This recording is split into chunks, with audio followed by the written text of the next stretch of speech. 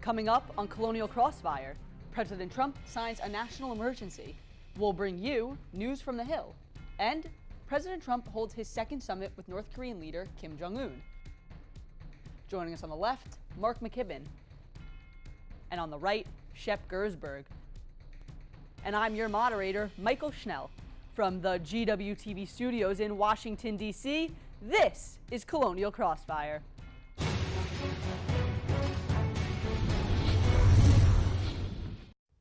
Welcome to this episode of Colonial Crossfire. I'm your moderator, Michael Schnell.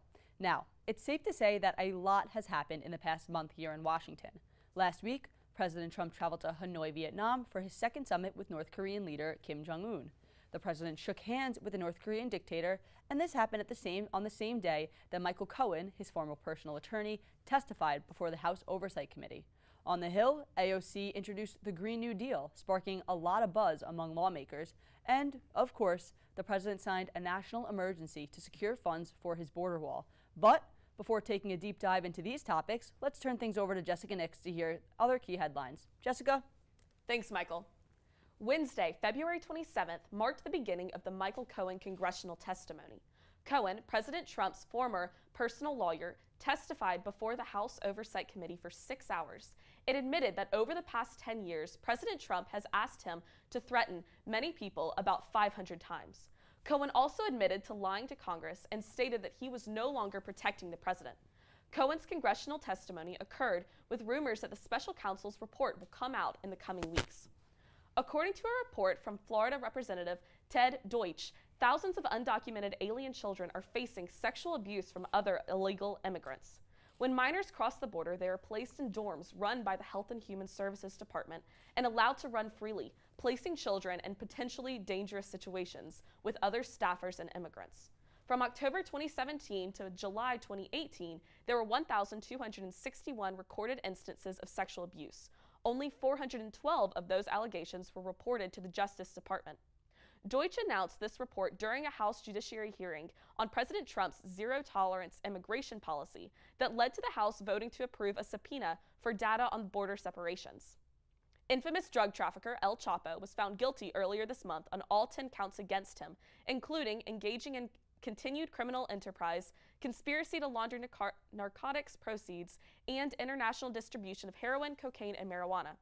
El Chapo faces a life sentence in prison without possibility of parole. Recently, a juror told Vice News that 5 other jurors followed the media coverage of the trial, which was against the judge's rules. El Chapo's defense lawyers are now considering the possibility of a retrial. Vermont Senator Bernie Sanders has officially announced his 2020 candidacy. His platform is similar to his 2016 platform and includes free public college, health care for all, and raising the minimum wage to $15. He rose about $6 million in the first 24 hours of his campaign, so far the most raised in 24 hours compared to all other Democratic candidates. Empire actor Jussie Smollett reported to Chicago police that he was attacked late one night by men yelling racist and homophobic slurs. Smollett reported that the attackers were wearing red Make America Great Again hats and stated that he was cooperating fully with the authorities. The Chicago police stated that Smollett was reluctant to reveal information of the attack and that the men were dressed in all black with no mention of MAGA hats. In the housing raid of 2 suspects, they found evidence that connected Smollett to the suspects. The suspects told police that they were hired by Smollett and helped them orchestrate the crime because Smollett was upset that a racist letter sent to the studio where Empire is filmed did not receive enough attention. Smollett has now turned himself into the Chicago police and faces a felony of filing a false claim. Back to you, Michael. Thanks, Jessica. On February 15th, President Trump from the Rose Garden declared a national emergency to receive full funding for his border wall on the U.S.-Mexico border. But he also signed a spending bill to prevent another government shutdown. Were both necessary? Our student panel is here to discuss this and more. Joining us on the left, Mark McKibben, a junior from Sacramento, California, majoring in political communication. Mark is currently in the Governance Studies program at the Brookings Institution and a former employee at the chair's office of the Democratic National Committee. And on the right, Shep Gersberg, a junior from Highland Park, New Jersey, majoring in international affairs. Shep is the debate coordinator for the GW College Republicans. Thank you both for joining us. Thank you for having us. Thank you. Of course. In an unexpected move, President Trump signed a spending bill and declared a national emergency, all in the same day. And of course, this occurred after the historic 35-day shutdown of the U.S. government. Why did he need both? Well, congressional Democrats gave the president $1.375 billion for his border wall in their proposed spending bill, but he demanded $5.7 billion.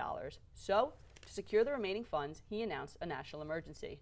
But as was expected, the national emergency declaration received a lot of backlash in Congress. A resolution to block the national emergency passed in the House, of course because the chamber is blue, and now it heads to the Senate. Mark, we'll start with you. Do you think that it was smart for President Trump to declare this national emergency? Well, Michael, I think this national emergency is a larger part of President Trump's plan. From the beginning, the wall has been a rallying cry, frankly, for people who are fearful of the browning of America. And so Donald Trump believes that this will rev up his core supporters, and he's fulfilling a promise to his base. So I think for him, it is smart. In the long run, we will see.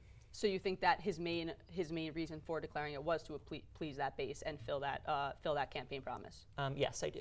Okay, Shep, what are your thoughts? Honestly, let's be real here. If Trump didn't get the border wall, he had no chance in 2020. His base would abandon him, as you said. 100% it was to appeal to his base. Personally, I'm neutral on the wall. It could work. I think it might not. It'd just be as a statistics as to where most illegal immigrants, how they get into the country. Most of them are people who've overstayed their visas. I don't think it's worth the money we spend on it, but at the same time, we've wasted a heck of a lot more money on a heck of a lot stupider stuff. Now, to address the specific national emergency, honestly, I'd go even further. You said we'll see how bad it is. I think we already know how bad it is. It's such a detrimental decision to the country, and we're seeing even Senate Republicans come out against it. Marco Rubio's come out against it because it's such a bad decision. It's such a bad precedent. We're already hearing Democrats say, well, if you did this, we can use this to push through, say, a Green New Deal or gun control by declaring national emergencies in regards to climate change and gun violence. It's such an awful precedent that basically every single way that this goes, it's a lose, lose, lose. Because if the national emergency goes through, then we see an issue of this precedent being set. If it's overruled in the courts, then we see an issue of, let's say in the future there is an actual national emergency, we're seeing the possibility of that actual national emergency being overruled in the courts. So that sets a bad precedent. There's literally no way for this to end up good for anyone, no matter how this goes. If Congress intervenes, we're seeing an issue where a future, again, normal national emergency can be overruled by Congress. So every single way that this went was a bad decision. This was a bad decision by President Trump to declare the national emergency, and I think it sets a very dangerous precedent. Now, that being said, I think that we've kind of hyped up certain aspects of it. I think that a lot of his base doesn't necessarily support a wall because they're scared of a browning of America, but more because of overplayed, overhyped potential violence. So and I want to jump in there, and I want to bring up the idea of separation of powers. Yeah. Under the Article 1 of the Constitution, the legislative branch oversees appropriations. Now, President Trump is coming in with this national emergency, and he's going to be taking funds from disaster relief, from the military to go to his wall. What does this say about the separation of powers? And you had mentioned the word precedent. What do you think this will leave a precedent for future administrations? Shep, we'll go to you first. Absolutely, it leaves a precedent. Now, let's be clear here. Presidents have circumvented Congress before. Obama did it in order to get the Iran deal through. But at the same time, he didn't declare a national emergency to do so. And this sets a very dangerous precedent in as far as I was discussing earlier, that it sets a precedent for other presidents because, again, Republicans have to remember, and this is my own party, we have to remember that we won't be holding on to the White House forever. Even if Trump wins re-election, the longest, every party eventually loses the White House. That's just how our system works. And so we have to remember that what we do in office now sets precedent for future Democratic presidents, and there will be future Democratic presidents, no matter how much Republicans like to think that we'll hold on to the White House forever. So I want to let Mark jump in here. What are your thoughts? Yeah, I mean, I agree with a lot of what Shep said. Look, this is a win for the Democrats either way. Like, if Trump will lose in court. It's a loss for America. It's not a win for the Democrats. I mean, yes, that's true. That's also true. Look, if Trump loses in court, it'll be another humiliating defeat with him in a series of humiliating defeats. But if Trump wins in court, it'll be an interesting redefining of the executive power, and I think it'll also set future precedent for Democratic presidents to declare a national emergency. All right, so a resolution, as we had mentioned, to block President Trump's national emergency passed through the House, and now Senate Majority Leader Mitch McConnell has until March 16th, which is 18 days after the House passed the resolution, to vote on the issue. It is expected to pass in the Senate by a simple majority, which will then mean it will end up on the president's desk, which will most likely lead us to President Trump's first ever veto. Here's Trump on the situation. Will I veto it? 100%. 100%. And I don't think it survives a veto. We have too many smart people that want border security, so I can't imagine it could survive a veto, but I will veto it, yes. So, Mark, we're going to start with you. How will this presidential veto, if it happens, it's pretty likely it will happen, how will that play out? Will it be brought into the court system? And then at the end of the day, what will be the final decision on the national emergency? I think it will be brought into the courts because I think President Trump will veto it, and there is not enough votes in Congress, I don't think, to override the president's veto, which is a pretty dramatic reversal from Republicans who constantly decried President Obama using executive action. So it's pretty hypocritical. But with that said, I think it'll go to the courts. We'll see if it gets to the Supreme Court, and we'll see how they rule. This might be an opportunity for John Roberts to show that he is independent from show that the judiciary is independent, and to even though its view is hard right. So we'll see what happens in the courts. I'm honestly not sure. I think the Federal Emergency Powers Act is vague in regard to this, and so we'll see what the legal standing is in a few months. Shep, what do you think the future is? Yeah, I agree. I think that I think we'll have a vote in the Senate. It'll pass the Senate. It'll get to his desk. He'll veto. What happens after the veto is interesting. The question then becomes, how much are Senate Republicans willing to go against Trump? I know that many Republicans have said, and by many I mean there are say 50, but about 8 have said that they would be willing to vote against the resolution, which is why we're expecting the simple majority. But at the end of the day, I don't think there's enough for, as you said, an overturn. And again, I agree. I think it's wrong for us not to overturn the veto because, again, I think that I fully agree with you that we justly, in my opinion, decried Obama's overreaches. We have to do the same with Trump, and this is an overreach. Now, the question of when it gets to the courts is an interesting one because, again, as you said, it's so vague, the idea of how the president, what defines a national emergency. It's such a vague concept in our Constitution that this is an issue where it probably would be best for the Supreme Court to make a decision on it because they haven't really in the past as much. So this is an area where they should probably make a decision. We should get clarification on what exactly this means, if only to limit the precedent. But I genuinely don't know what will happen when it gets to the Supreme Court. I hope it gets struck down because it's the lesser of the two evils. It's still an evil because, as I said, it could lead to precedent where the courts can intervene in a legitimate national emergency. But at the end of the day, this is a very problematic issue, and Trump really should not have declared this. I mean, yeah, I think there's. He calls himself the best negotiator ever. He couldn't get himself the money he wanted. Yeah, I think there's two big takeaways from this. Number one is that President Trump is doing this because he's been a failure in Congress. He has failed to work with Republicans. He has failed to work with Democrats. He couldn't do it under Republican Congress, so he tried to blame the Democrats, and he failed. And this is also an unprecedented use of power. This is something where national emergencies that have been in the past have been declared over things that have broad bipartisan consensus. This is an overtly political national emergency. Listen, I know why Trump did it. We all know why Trump did it. He needs this wall in order to even come close to re-elect, in order to keep his base. But the fact of the matter is that this was a selfish move by his part because he's really hurting the country here. And the question that we have to ask ourselves is, how much are we going to respond to this? And at the same time, we have to ask ourselves, what does this mean for the future of the country and for the past of the country? I don't think it's unprecedented. I think that a lot of what Obama did is actually kind of similar. It's not national emergency, but it's similar. Did he declare a national emergency? No, but he circumvented Congress in order to push through his legacy-defining Iran deal. But my point is that was not viewed from that was not done through the national emergency powers. It was done through executive action. Yes, national emergency is unprecedented, but let's not pretend like Obama and other presidents haven't overreached their power. So I want to jump in here. Right now, Senate Democrats have 3 senators who are 3 Senate Republicans who are definitely going to vote on their side: Susan Collins, Lisa Murkowski, and Tom Tillis. They need one more to get that simple majority to be able to pass this ban resolution, who do you really quickly? Who do you think that fourth Senate Republican will be? Marco Rubio. I mean, I think there are about a dozen Senate Republicans who it could be. Cory Gardner's interesting. We'll see.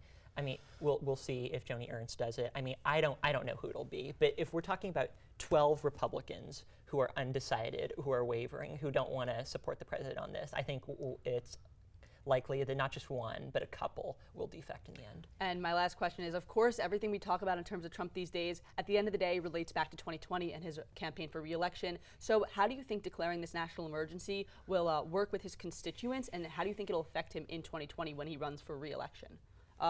Shep, we'll go to you first. So the fact of the matter is that Trump needs his base in order to come close. This helps him shore up his base, who was starting to abandon him because of the lack of the wall. I mean, we see famous supporters of him start to criticize him because he was failing to get the wall. Now, that being said, there's a larger issue here, is the fact that his base is not enough to gain re-election. He needs the 20% of Republicans who don't particularly like him all that much. I'm one of them. And he needs independents and moderates. And I think that this is an area where he is driving those people away. Trump already has his base. However much individuals are going to defect, he has his base well sewn up. This is a problem for him in 2020 because all he's doing is driving away moderates and independents, which will only hurt his chances in 2020. Mark, what does the national emergency mean for 2020? Well, the national emergency, Donald Trump plays to his base, and he's going to get his base to vote for him, and they would have voted for him anyway. But everyone else who he alienates through his rhetoric and these kind of actions are just going to be further driven away from him. So ultimately, I think it will hurt him in 2020. But that is the least of Donald Trump's problems in 2020, considering Michael Cohen's testimony. All right, and we'll have to end our segment there, but after this, we'll head over to Capitol Hill and break down the news coming from Congress. Stay tuned. You guys ready? Let's do it. Yeah, let's do it. Okay, ready? Let's go. Welcome Welcome. to Wait, do you want me to go or? I thought I was going. No, No, you go. You go. You go. Sean and Michael, Yeah, why well, don't you guys? yeah, Yeah. okay. Okay. Okay, ready? Welcome to G. I thought I was supposed to I start. thought I was gonna go first. I thought. Here comes Parker. Come on, guys. It's not that hard, all right? It's just one line, all right? You guys know the line. Welcome to GWTV. You can visit us at gw-tv.com. See, that wasn't so bad.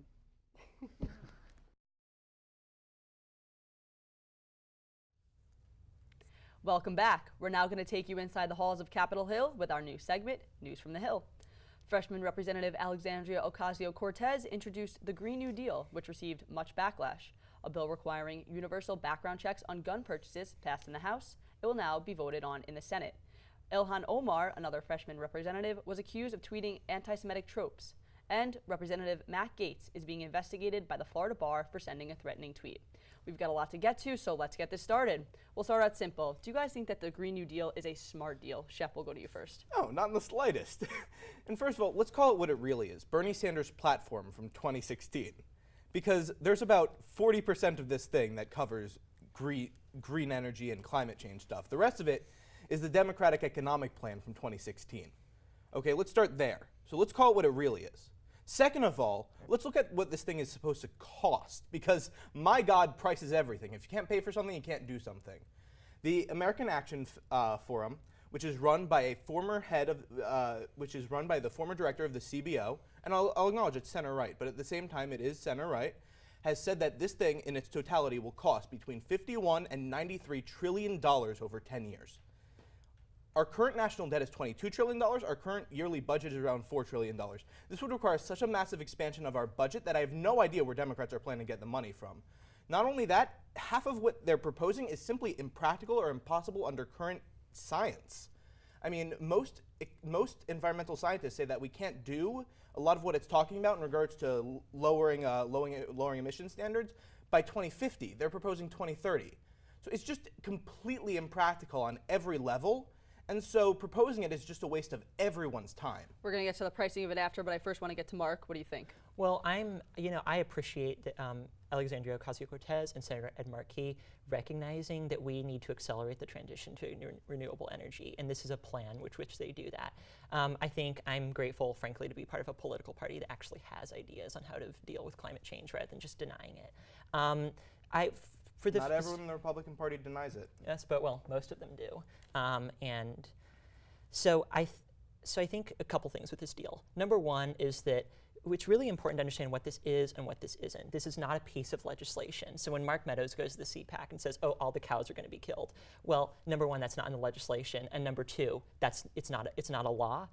This is a vision document for the Democratic Party, which we will use to talk about and debate ideas on how to deal with climate change. And responding to Shep's point about how to pay for it, I find Republican arguments about paying for things and wasting money a little bit disingenuous after they passed $1 trillion tax cut that largely went to people that don't need it. So I actually and gave the military money they didn't ask for. I want to jump in here, and we're going to have to move on to H.R. 8, which is a piece of legislation that was passed in the House that included universal background checks for gun owners. So first question is, do you think that the bill will pass in the Senate, considering that we're kind of in a new era in terms of gun legislation these days, and the feelings around that? We have the March for Our Lives. We've had unfortunately several mass shootings in the past months and years. In addition to this is the first piece of massive legislation that has been brought up and kind of been looked at, and possible with some bipartisan working. So do you think that it will be passed in general? Mark, we'll go to you first. It will not pass the Senate. But the point of having a Democratic House is not to get legislation signed by the president. The point of it is to offer an alternative vision to what the Republicans have put in place in this country, and basically say that we are for the Second Amendment, but we also want to make sure that we are not snatching birthdays away from parents for kids and families who are losing members because of gun violence. So I think this bill will not pass the Senate, but the point of it is to provide an alternative vision and to tell the American people what Democrats will do if they have unified control of government. Shep, what are your thoughts? I hope it passes. I don't think it will. I think that Republicans are too scared of basically giving an inch and then Democrats will take a mile on this issue. I think they're scared of that. I don't think it'll pass. I hope it passes. I support universal background checks. It's funny to me, the fear over universal background checks is actually the opposite in regards to parties over what happened when stop and frisk happened in New York. Republicans, in supporting that, used to always say, if you have nothing to hide, why are you scared about it, right? If you have nothing to hide, why are you scared of a background check? We should have background checks, universal background checks. I agree with that. I think Republicans are just scared of giving an inch on this issue and scared that Democrats will take a mile. So I want to actually jump in there quickly. So you both agreed that you don't think it'll pass in the Senate. What provisions have to be added to the bill, and what has to be taken out in the bill, do you think, to get that Republican support? Well, I think, so number one, the reason why Republicans are not going to vote for it is because the National Rifle Association owns the Republican Party. And the reality is there aren't lobbies that own the Democratic Party. That's totally not the but case. we're talking about the National Rifle Association right now. I think the thing is that the NRA will not support any legislation which does even anything to minimize the profits that gun manufacturers and gun sellers make, even if it will save lives. So I look at any arguments that the NRA, and frankly politicians that are bought and paid for by the NRA, is arguments in bad faith. And the fact is that, frankly, saving lives is not their priority. And so and that's why I'm not a Republican. Shep, do you think any changes could be made to the bill to get that Republican support? I don't think so. I think that, again, I think it's problematic. I think that Republicans need to take a hard look at our policy on gun control and the influence that the NRA has. I do think that we need to do so. I think that Democrats more than Republicans like to point that we're bought and paid by X, but both parties are. That's just the facts. But the fact of the matter is that we need to look at, as Republicans, we need to look at how we handle gun control. And I think that Democrats and Republicans need to come together on this issue, and they need to talk about this issue more. Because, as I said, the Republican fear, the reason why a lot of Republicans who aren't necessarily getting money from the NRA, but even they don't necessarily support legislation like this, is because they're terrified of that the Democrats, because there are people on the far left of the Democratic Party who are more into attacking the Second Amendment than you seem to be. They aren't the majority, but they exist, and they can be vocal sometimes. So I want to jump in here. It's just a fear. It's just a fear. We are running out of time. We can't talk about gun legislation without mentioning the NRA. How do you think the NRA will react to, A, the fact that this is actually passed through the House and then it's on the Senate floor and it's being considered? I mean, the NRA is doing what they're always doing. They're talking. They're going on Twitter. They're basically saying that, any reasonable gun legislation is going to be taking away your Second Amendment rights. I mean, so I care less what the NRA says than that NRA-funded politicians get voted out of office. And I'm very encouraged by the fact that in the 2018 elections, groups that support the reduction of gun violence outspent the NRA. And I think that says something really to the nature of public opinion in our country, and it's changing. And the reality, and parents are getting greater priority than gun sellers in terms of lives. Shep? What's the NRA doing? I mean, again, you said it exactly. They're doing what they always do. They tweet. They support various politicians in local and state elections. I mean, they're not going to change what they do simply because this has hit the Senate. They do what they're always doing, which is just being a lobbying group, which is legal in our country, by the way. All right, so we're going to move on to our next topic. On February 11th, freshman Representative Ilhan Omar tweeted anti-Semitic tropes. She received criticism from both sides of the aisle. The representative tweeted, quote, "It's all about the Benjamins, baby," in response to a tweet by Glenn Greenwald that discussed Ilhan and a fellow congresswoman being critical of Israel. When asked what her response meant, she wrote, quote, "AIPAC," in capital letters with an exclamation point. AIPAC is, of course, the American Israeli Public Affairs Committee. Basically, she was saying that AIPAC pays politicians to support Israel. Here's President Trump's response to the tweets. Anti-Semitism has no place in the United States Congress. And Congressman Omar is terrible what she said. And I think she should either resign from Congress or she should certainly resign from the House Foreign Affairs Committee. Shep, will ask you first. Do you think that Representative Omar should resign from the House Foreign Affairs Committee, or would you even take it a step further and say she should resign from Congress overall? She should resign from Congress overall. She is an unrepentant anti-Semite, and she should be punished by if she refuses to resign, she should be, in the same way Steve King was for his comments, be punished by the party at large. She should be stripped of her seats in committees, and frankly, we should treat her the same way that we treated Steve King. This is reprehensible. Because not only did she say this, which is harping on the worst anti-Semitic tropes, this isn't even the first time she's done it. She's tweeted out Israel has hypnotized the world before, which harps on a different anti-Semitic trope of Jewish power and the Elders of Zion type conspiracy. Not only that, she apologized, and then 2 nights ago she went and said, "I want to talk about the political influence in this country that says it's okay to push for allegiance to a foreign country," which harps on a different anti-Semitic trope of Jews being dual loyal to the U.S. and Israel. The fact that she's asking Jews to prove their allegiance to this country by saying, "Oh, we're pushing for allegiance to a foreign country," when if a single person said that because she was born in Somalia, she has some sort of dual allegiance to the U.S. and Somalia, they would be pilloried in the streets. The fact that there's any sort of double standard, if the Democrats don't act on this, they lose any right to call out Trump for his racism, to call out any Republican for their racism. Otherwise, they are being completely hypocritical. Democrats need to act on this now, or else they lose any moral ground on this issue. She's an unrepentant anti-Semite, and someone needs to act. Mark, what are your thoughts? Well, I thought Representative Omar's comments were offensive, and there's no two ways about it. I think, obviously it is incredibly important that we are sensitive in our comments to the United States' important alliance with Israel. But I also want to say something on the broader sense that, look, for Democrats, having people, if we want to have people of color in our party, that means accounting for diverse viewpoints. And Representative Omar has brought some interesting and important views to the table, I think, especially related to her questioning of Elliott Abrams. So is Trump. Doesn't stop you from calling him racist every 5 minutes. Well, but continuing on, I think she has brought some interesting and important views to the table. And the reality is that Representative Omar's comments were offensive. But I think it's also important to note that you can criticize AIPAC and you can criticize Benjamin Netanyahu. 100%. And I think, and the Democratic Party is having a conversation with itself about these issues, about how to talk If about. Republicans didn't punish Steve King, Democrats would have been so up in the air. You have to do that. You have to treat both sides equally. I'm sorry, you have to. This isn't criticizing Israel or criticizing AIPAC. She's harping on anti-Semitic tropes. Last night's comments weren't harping about Israel. 2 nights ago's comments weren't about Israel. They were about the supporters of Israel in this country claiming that they have a dual allegiance. That is not okay. I want to give Mark 10 seconds to comment, and then we have to move on.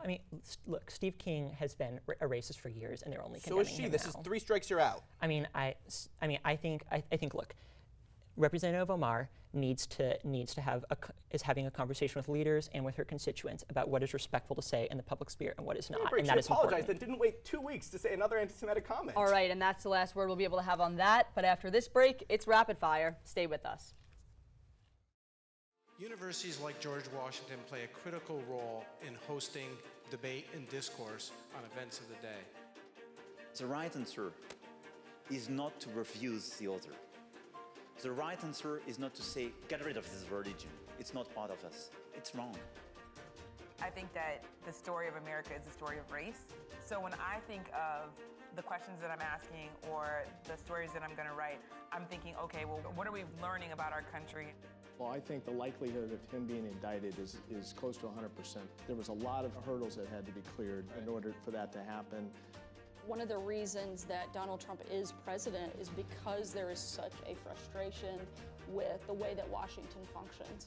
Sympathy is one thing, but empathy is the language of recovery, and it's something that's without a doubt instilled into every person that's in recovery. It's never lead with the positive, it's always lead with the perceived negative. Well, that is part of the problem. I mean, I actually would agree with you on that. Thank you. You're welcome. One of the things that we have seen that is most under siege in this country is the notion of civil discourse, and we here at GW, among other things, very much want to stand for that. This is truly an only at GW moment.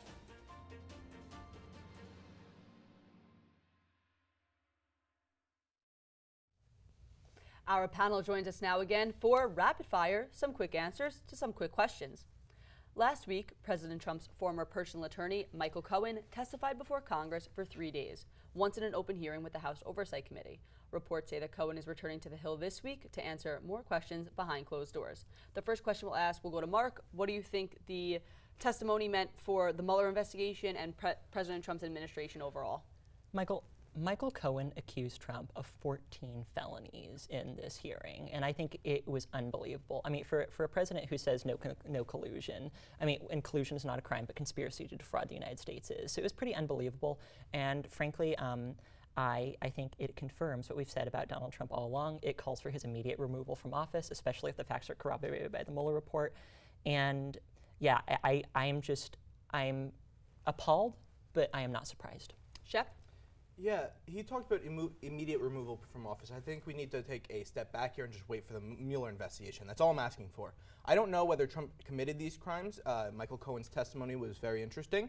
And I think that if his statements are corroborated by the Mueller investigation, which is our best chance of getting any sort of factual resolution here, then I think that, yes, we should look at impeachment.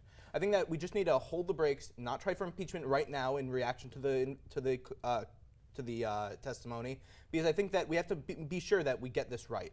And I think that we need to wait for the Mueller investigation to finish, otherwise we're jumping the gun way too much. If the Mueller investigation shows him to be innocent, don't impeach. If it shows him to be guilty, impeach. It's just that simple. And it's important that the Mueller report is made public so everyone can see it. I agree with that. Also last week, it really was quite the week. President Trump traveled to Hanoi, Vietnam for his second summit with North Korean leader Kim Jong-un. He had hoped to leave with a denuclearization deal and an end to the Korean War, but this was just not the case. Instead, he cut the trip short and left empty-handed. Another issue we have to talk about, especially coming after comments and statements last week, is the issue with Otto Warmbier. Otto Warmbier, of course, he was studying in North Korea, college student, and in 2016 he was taken as a prisoner there for trying to steal a propaganda poster off a wall. In 2017, after negotiations, Otto was sent back to the United States, and when he arrived in the United States, he was in a coma from neurological injury, and then, unfortunately, he passed away. So Otto Warmbier's parents came out with a statement last week that I'm going to read. They said, I'm going to read in its entirety. I think it's important. Quote, "We have been respectful during the summit process. Now we must speak out. Kim and his evil regime are responsible for the death of our son Otto. Kim and his evil regime are responsible for unimaginable cruelty and inhumanity. No excuse or lavish praise can change that." So what is to say with President Trump going to meet with Kim Jong-un, having his second summit with him during his administration, only his first administration? So if he becomes reelected, there could be more. What does that say after he sided with Kim Jong-un and said, did not know anything about Otto Warmbier, what happened to him, and Trump said, that's what Chairman Kim said. I believe him. What does this say about the Trump and Kim relationship, about the U.S.-North Korea relationship? There's a lot to unpack here. Just what are your thoughts? Shep, we'll go to you first. It's disgusting, frankly, that President Trump agreed with a vicious dictator over every sort of knowledge that we have. We shouldn't be working to have summits with North Korea. We should be working towards deposing the Kim regime. But we don't even have to do it with military action. There are plenty of very interesting proposals that I've read of how to do it. One of them includes dropping millions and millions of counterfeit North Korean money over their border in order to completely create hyperinflation and devalue their currency, forcing them to index their currency to a foreign market that can then control them. We should be working towards deposing the brutal North Korean regime that is absolutely the evil of our time. We shouldn't be working. Obviously, denuclearization is an important issue, and that we should be concerned about it. But at the same time, to normalize this regime, and especially to absolve it of guilt in the death of an American, is absolutely disgusting, and Trump should be ashamed of himself. We should be working towards deposing him, not shaking his hand. Mark? Well, first of all, I want to express my condolences to President Trump on the death of his future Nobel Peace Prize. But second, I agree with everything Shep said.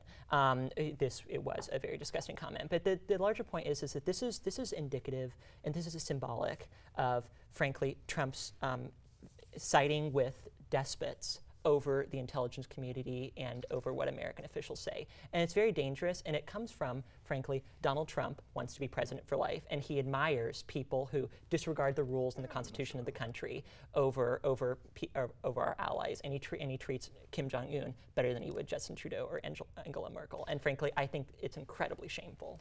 All right, we're going to move on to our next question. The deadline to increase tariffs on Chinese imports was originally set for March 1st, but last week, President Trump decided to postpone this cutoff date. Do you think this was a smart negotiating tactic by Trump? Mark, you first. Could you repeat the question? Do you think this was a smart negotiating tactic made by Trump? The China tariffs? Yes. Look, I mean, I think look, the China tariffs are ridiculous. No one besides Donald Trump, Peter Navarro, and Robert Lighthizer say that trade deficits matter. And the fact is that I just think, look, I'm glad the tariffs were postponed, but the larger policy of trying to win a trade war, you cannot win a trade war, and I think it's ridiculous. Jep? I'm happy he's postponed raising the tariffs. I think tariffs as a concept are ridiculous. I am a free trader through and through. Free trade is a rising tide that raises all ships. I think that the way Trump has treated free trade goes against everything that Republicans should believe in, as conservatives who believe in less government. Tariffs are simply another form of taxes. The money on them simply gets passed on along to the consumer. It hurts everyone, and it's a dumb policy. And I'm happy he did this, and honestly, I hope he comes out with a trade deal in this that lowers all tariffs to zero. I don't think it'll be the case, but I can always hope. All right, so our final question. More candidates are throwing their hats in the ring for the 2020 Democratic nomination, if we even thought that was possible to have more people running. And President Trump is still the front runner among Republicans. We asked this question last episode, and we'll ask it again because still isn't an answer. Who will be on the Democratic ticket in 2020, and will Trump be running against somebody for the Republican primary? Shep, you first. Trump already is running against someone for the Republican primary, Bill Weld. I don't think he stands much of a chance, but he is running. As for the Democrats, I mean, they haven't even reached the level of the Republican table in 2016. More people will throw their hats in. Frankly, the only one I'm concerned about hasn't even thrown his hat in yet, Joe Biden. I think he's the only one who can beat Trump in 2020, and I think he can beat him handily.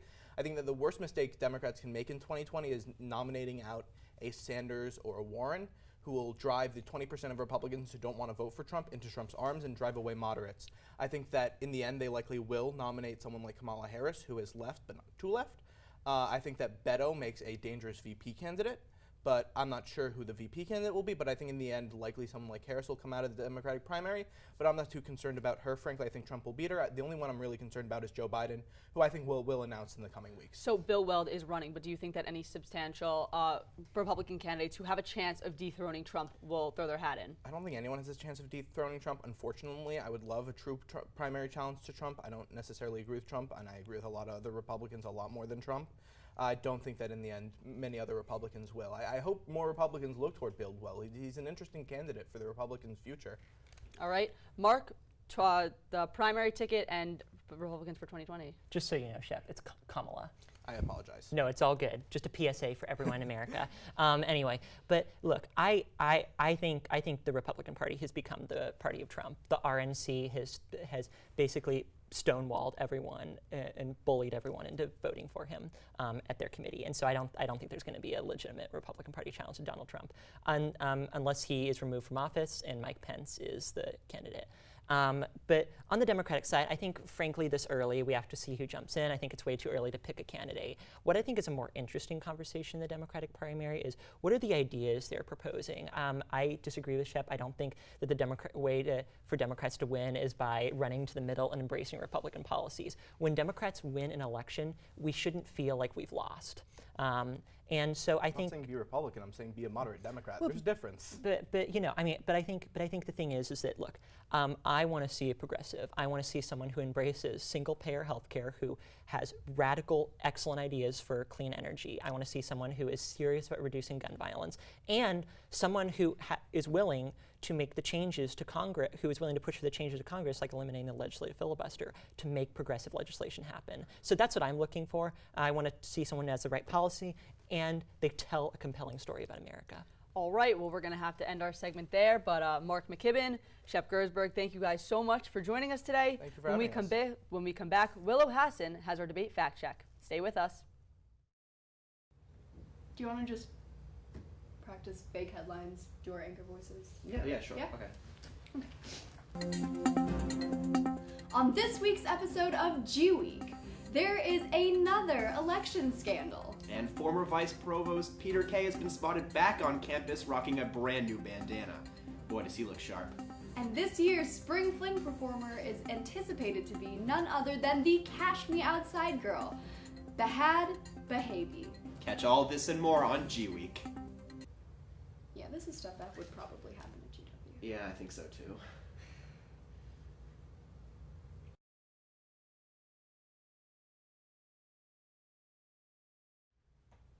Welcome back. During our panel discussion, a team of fact-checkers monitor our debate. Willow Hassan is here to fill us in on what we missed. Willow.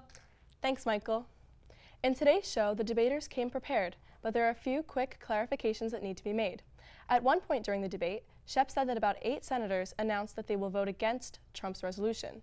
Although a few senators have come out and spoken against the resolution, the exact number is a speculation, and sources differ on which senators are possibly voting against the national emergency. Shep then alluded to the idea that Obama used the national emergency to pass his Iran deal, and Mark was accurate in his correction that the Iran deal was passed through executive action. That's all from the Fact Check team. Back to you, Michael. Thanks, Willow. All right, well, that's all for this episode of Colonial Crossfire. Be sure to check us out online at www.gw-tv.com and follow us on Twitter and Instagram and like us on Facebook. For all of us here at GW TV, I'm Michael Schnell. Thanks for getting caught in the crossfire with us. We'll see you right back here next time.